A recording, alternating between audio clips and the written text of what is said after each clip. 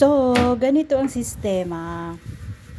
Kailangan daw nating mag-upload, sabi ni Uncle. So, napakainit ng panahon. Kailangan nating minom ng maraming tubig para hindi tayo ma-dehydrate. So, ingat-ingat lagi. Sa totoo lang, wala akong ganang umimik sa paghihiwa ko ng mga anek-anek para akong lutuin ngayong araw na ito. Dahil ang aking kapatid ay hindi pa siya masyadong magaling, pero medyo okay na siya ngayon kaysa dati. Pumayat nga lang siya masyado.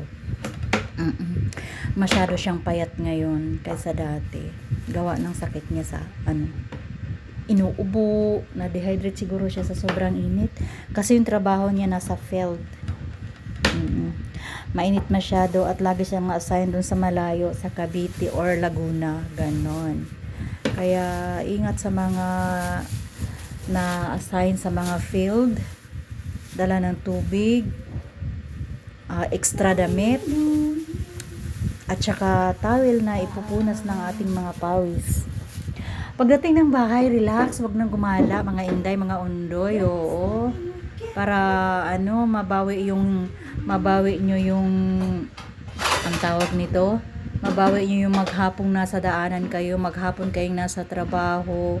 Wag nang gumala sa gabi, wag nang lumaklak kung ano-ano nung ilalaklak. Relax na. 'Di ba? Ang ginawa ko dito naman ay nag-ready ako ng mga pangsahog sa munggo. Kasi hindi ako bumibili ng karne. Wala rin naman tayong pambili, Hindi, sa totoo lang. Hindi muna ako bumibili ng karne. Gawa ng ayokong pakainin yung kapatid ko ng karne. Sa ngayon. Pagka gumaling na siguro siya, pwede na yun. Oo, pero sa ngayon, wag na muna. Nakakatakot. Baka mamaya biglang, mataas pa naman ang dugo nun. Kaya, ingat-ingat.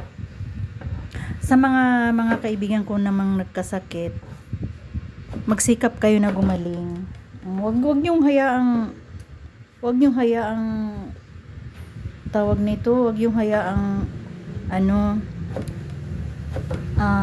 lalamunin kayo ng mga nararamdaman niyo. Hindi, pagaling kayo para happy. Ngayon lang naman to. Sobrang init talaga, totoo lang. Ayan.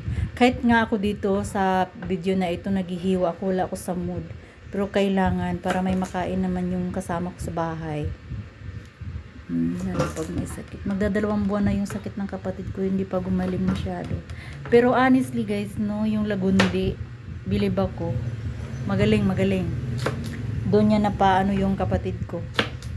Doon niya na pa kalma yung ubo. Actually, nagpa-check up naman, ang mamahal lang gamot, pero hindi naman may pikto. Doon siya umalma sa Lagundi at saka Loy-a. Yun. Lagi akong naglalaga ng ganun para gawin niyang tubig. Nagbabaon siya araw-araw. Ngayon naubos na kaya wala siyang baon, pero pinainom ko siya ng oregano kagabi. Isang baso at kalahati yung malaking baso. Ganon. Kaya iwan ko ba, grabe napakainit sa Pilipinas. Mainit na sa Saudi, pero grabe sa Pilipinas. Ngayon lang siguro to, iwan ko ba.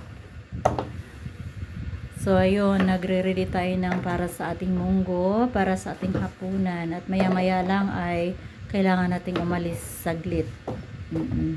May aayusin lang tayo.